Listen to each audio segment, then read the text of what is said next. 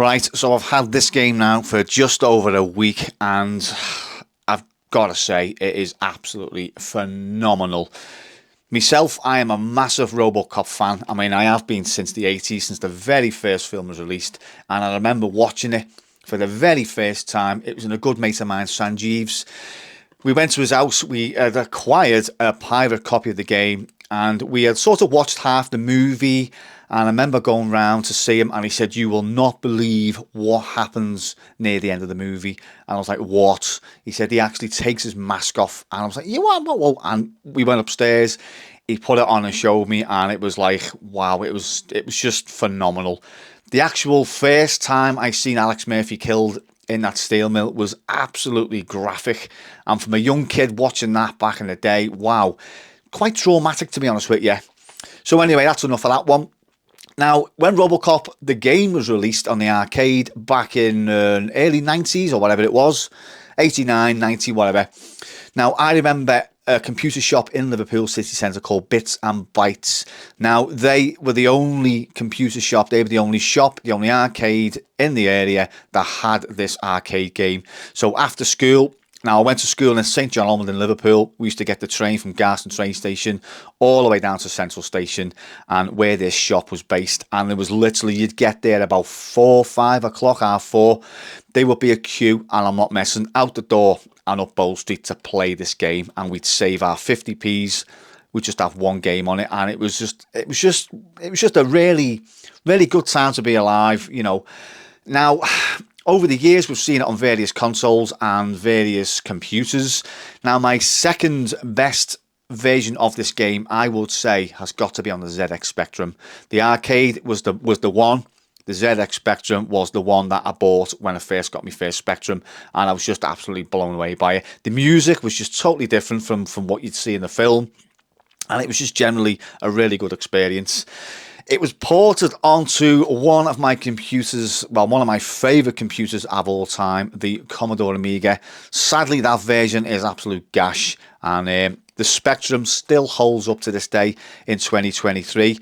Now, since the Spectrum days, I don't think, apart from Robocop 3, now Robocop 3 on the Amiga was absolutely phenomenal game. The movie, however, was absolute garbage. Peter Weller, he done 1 and 2, totally phenomenal films. But they got another guy in for 3. I can't remember his name offhand, but it was more orientated for kids, should we say. There was virtually no violence in it. There was no blood, and it was just an absolute dog shit of a film. And then various other things after that, like there's a series, was all that. It just didn't cut it for me. Peter Weller was the man. So in 2023, Nacon released this. Now, I've been waiting, as I say, for a decent Robocop game. Seems like a bloody lifetime, and this has been put off for quite a while now. I think we're looking at around about, was it a year delayed? I don't know, or 6 months. So when I seen the first trailer for this game, my jaw hit the bloody floor.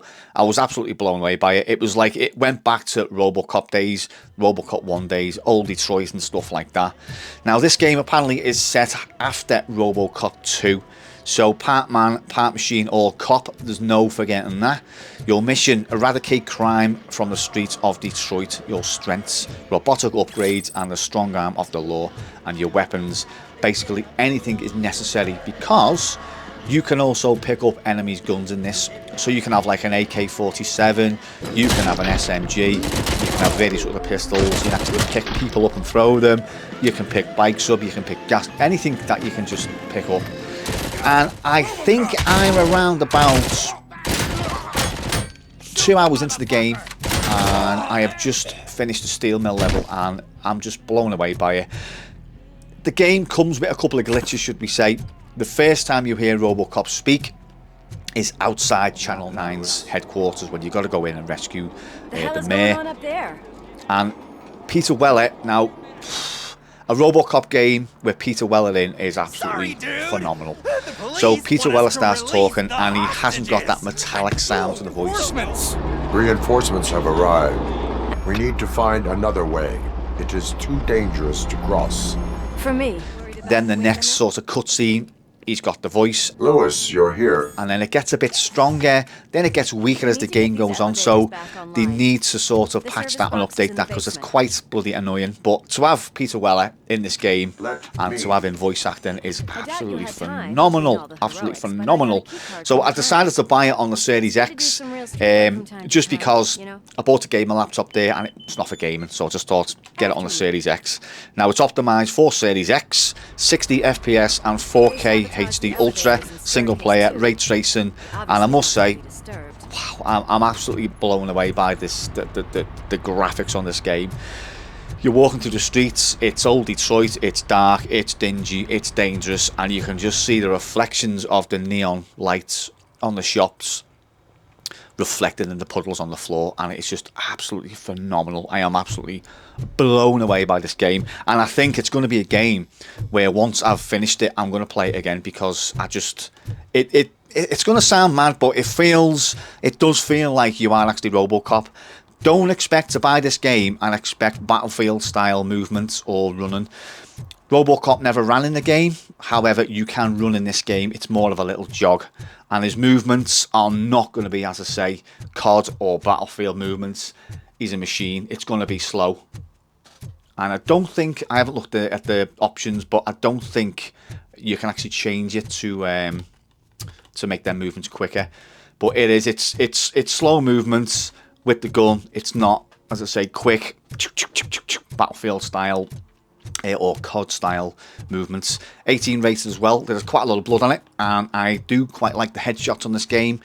The heads just explode. It is absolutely brilliant, and it's got a bit of a story to it as well.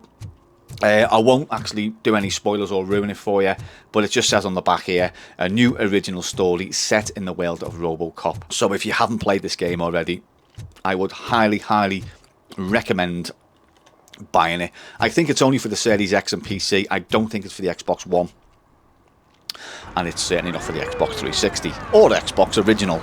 But yeah, so it was just my little thoughts on this game. As I say, I've had it for just over a week now, and yeah, absolutely ridiculous. I haven't even got to Ed 209.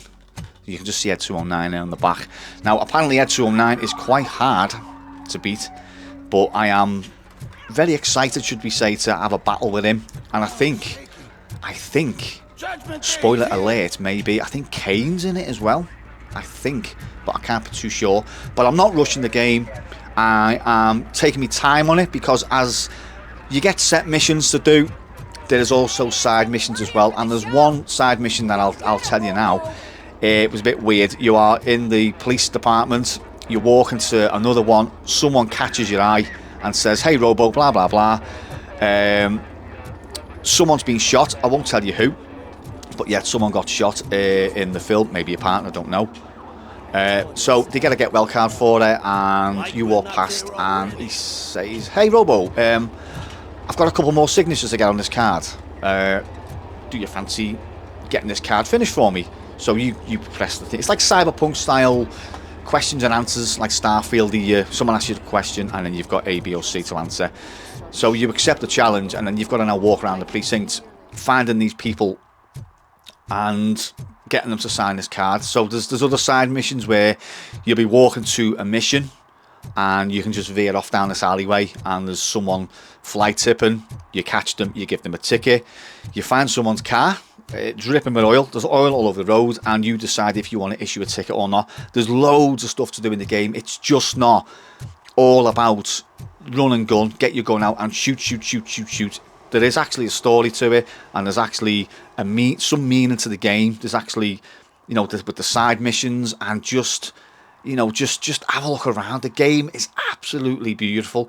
There was one alleyway I walked down, and this is where I caught the fella fly tipping, and I just seen this ship go past. So I was on a river, and I was just standing there just for like a couple of minutes, just in absolute awe of this, the graphics, and how it's not a massive open world game, but it's it's as good as. And I'm just standing there, and you can walk right along the prom to the end of it where you were going, And then I came across this fella throwing shite on the floor, asked him what he was doing, and I give him a ticket for flight tipping. So yeah, all is good in the hood there. Never seen Robocop pull anyone for flight tipping before.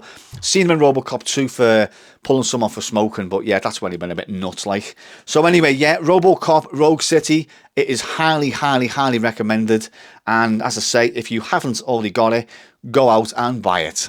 So on that note, cheers for watching, and I'll catch you all in the next video. Nice shooting, son. What's your name?